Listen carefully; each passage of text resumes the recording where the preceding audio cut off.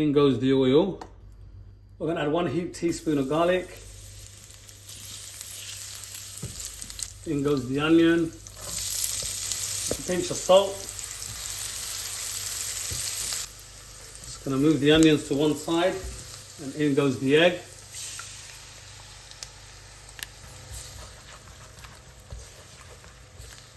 You don't want to use freshly cooked rice. This is rice, leftover rice from yesterday. Small amount of peas, some spring onion, 1 teaspoon of sesame oil, tablespoon of dark soya. And here we are.